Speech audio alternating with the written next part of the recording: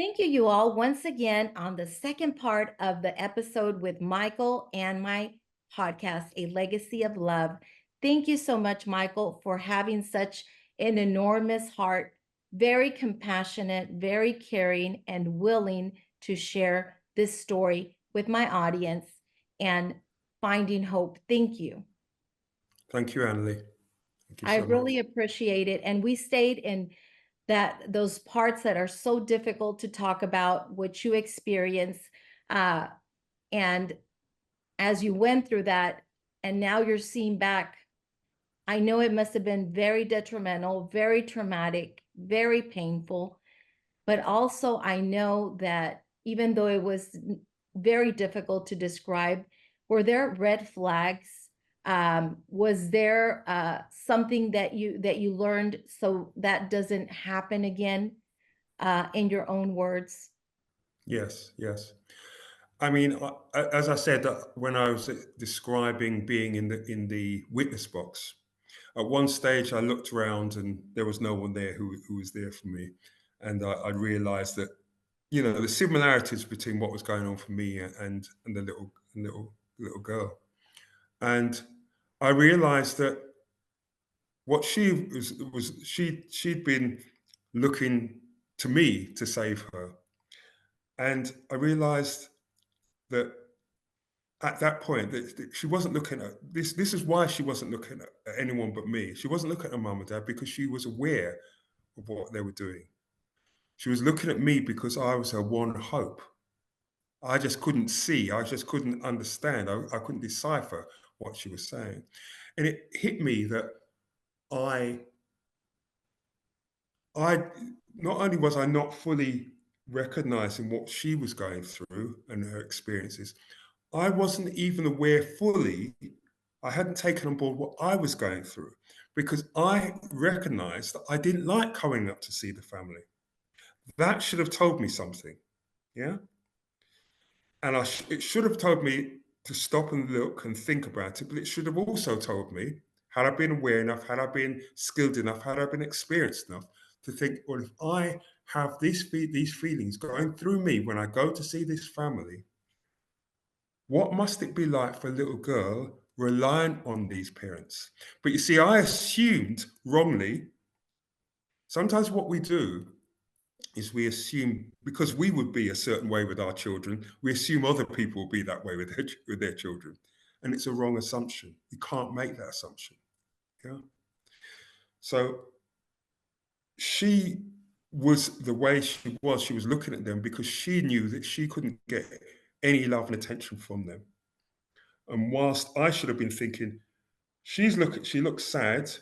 I should have been putting together her sadness, her experiences, her lack of care, her neglect, with my feeling of I don't like coming here. I should have married those two things together, which would have told me something. I should have looked at why is she always in her playpen? Why she's able to walk? Why is she not walking? Why are there no toys in her playpen? Why doesn't she look like she's wants to be around her mum? Why do most children 2 or 3 years old, their eyes are always on their parents. They're looking at their parents because their parents are their world. This little girl was looking at me as if I was her world, and I didn't understand that at the time. I didn't get it. Yeah? So there are those things that are really important as red flags, and as I say, I'm making a kind of a comparison between me and the little girl, but please don't get me wrong. What she went through was a million times worse than what I went through. But I will tell you, with no word of a lie, that what I went through, I wouldn't wish on my worst enemy. That's how bad it was. Yeah? And I don't know how long the ordeal went on for, because when you're going through pain, 5 minutes can be uh, um, an ordeal. But I knew that I couldn't because I'm placed in the witness box. It's like I just felt like a dartboard, and these questions were like darts. There were darts coming into me, sticking me all over the place because I couldn't answer them and I couldn't get out of the way from them because I was a sitting duck. I was in the, and I couldn't deflect them in any way. So that's what it felt like. When it was over, I wanted to get as far away as I could. I just wanted to get away, but some part of me, something inside me made the decision that I was going to go back, and I was going to make sure it never happened to me again. And that's what I did. How I did that, I don't know. It took me a long time. It's taken me, it didn't take me a long time to get good at giving evidence, maybe a matter of months, because I learned a number of things. I learned a 4-step process, and I'll just say it very quickly. My Yeah. 4-step process about giving great evidence, first thing is called calm, CALM. The first step in the process is being calm. Being calm and being in control of your feelings and thoughts and your behavior. Second step in the process, which most people aren't when they're going to court because you're so nervous, you're frightened, etc., with good reason, but you have to be calm, yeah, because you're being watched and observed. The second step in the process is begins with A, and it starts with it's A for attitude. You have to have a great attitude when you're going to court. If you don't have a good attitude, people can see it a mile off. People can smell a bad attitude.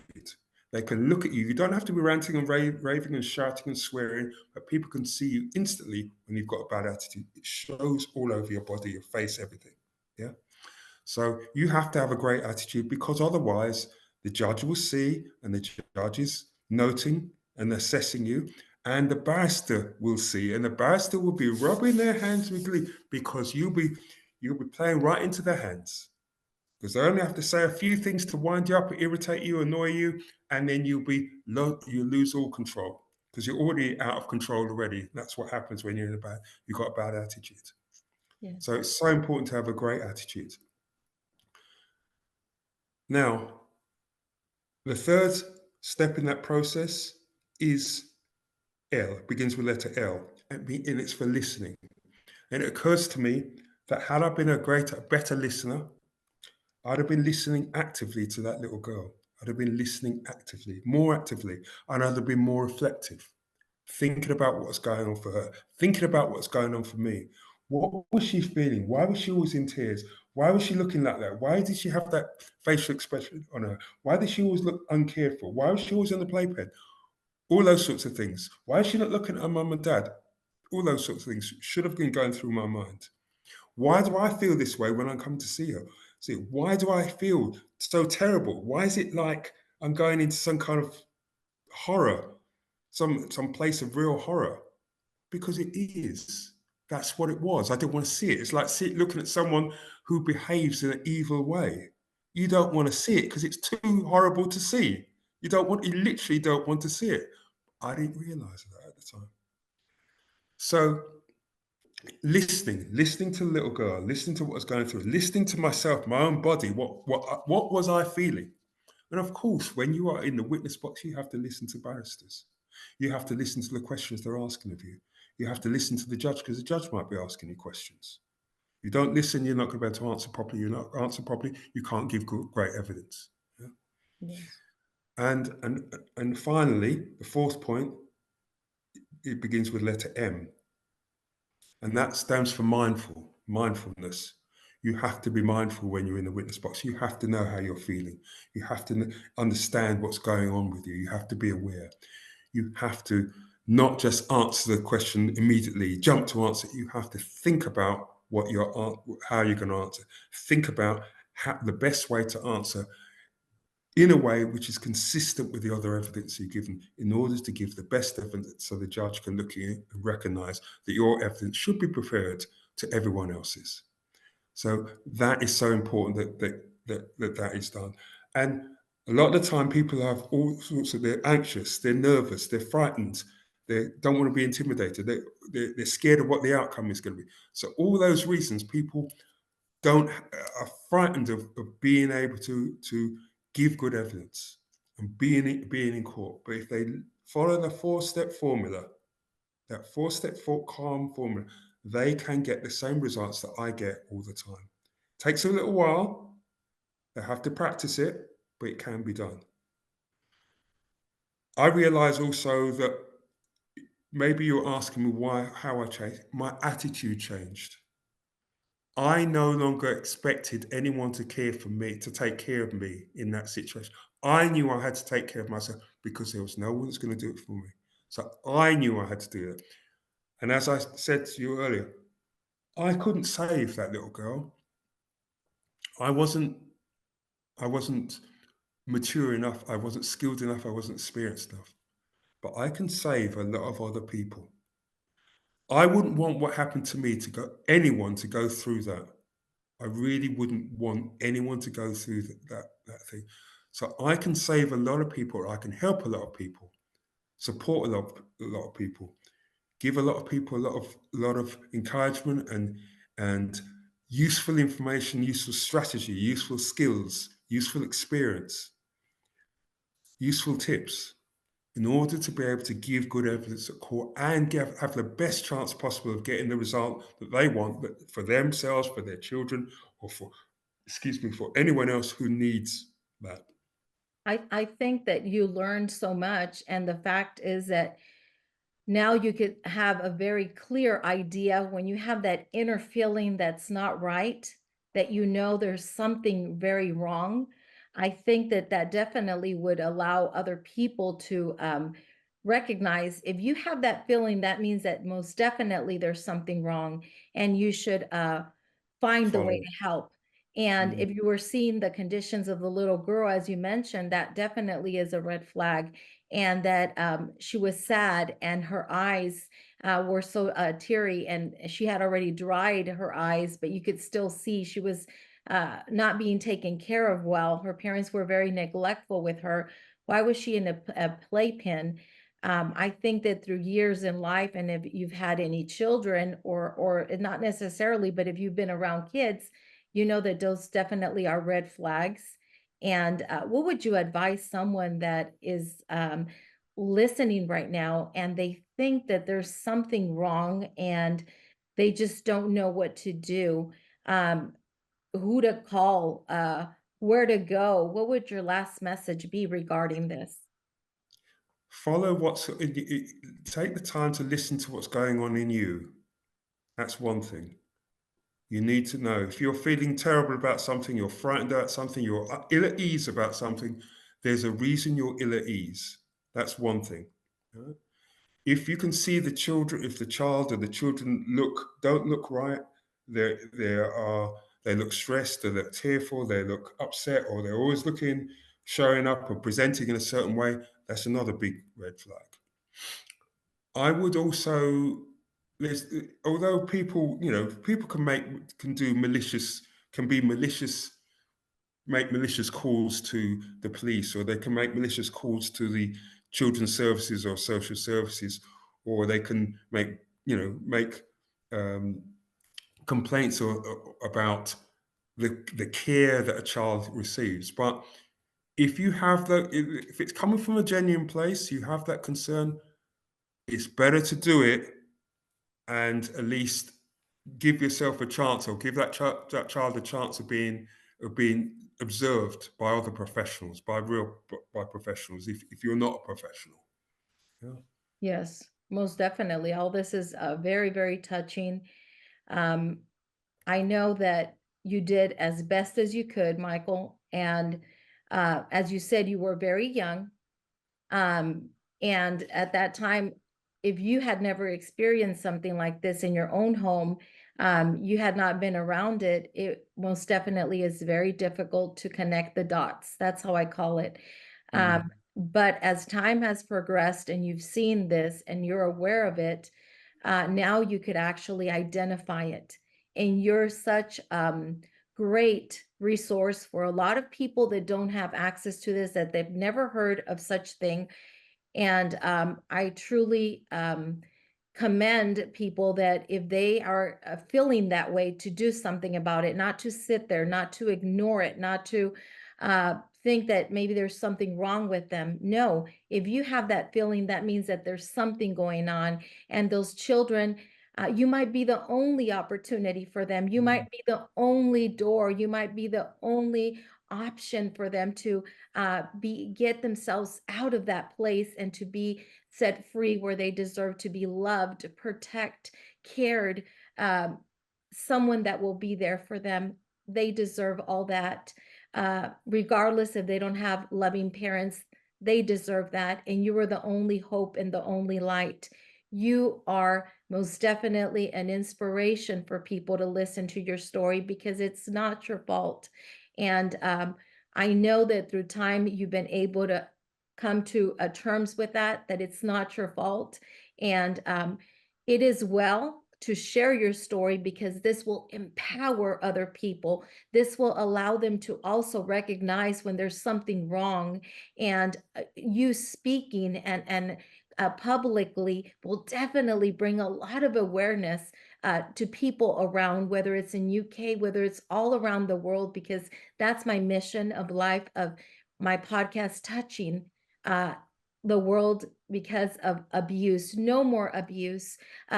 I say no, because that is not the way that we supposed to live in. And um, I admire you. I truly respect you for the fact of coming and sharing your powerful story. I would love to know where people could reach out to you. If you have a website, if they have a way to communicate more deeply about this topic, about you speaking maybe in any event that they might be having, because we need to bring awareness. And what better than a person that specializes in the care and the love of others? Yeah. I can give you my social media handles: Facebook, Instagram, and LinkedIn. And I do have a podcast, but I put it on hold because I need to get more the audience, a larger audience. I need to get a larger audience, and that's part of why I'm doing public speaking now as well. So I can give you all of that. If you want me to give that now, or if not, I can give it to you after the show. I And will that, do both. I will add yeah. it to this episode for you. And also, we would like to hear it verbally. So if there's people as they're watching, they could start taking Okay. notes of something that's Okay. extremely Yeah. powerful and Yeah. important. Facebook, I'm Michael Watson. I know there's a lot of Michael Watsons, but um, I'm definitely Michael Watson on Facebook. On LinkedIn, it's Michael Watson. I also have an incredible witness newsletter, so you can get me on the newsletter, and I write something weekly on LinkedIn. On Instagram, it's Michael240656. Okay. Um, so you can get me on there. I haven't started I've started my YouTube channel, but it's very new, so I won't say that yet. In a little while, I'll be mentioning that. And I will give you my personal or personal business. It's all the same really for me.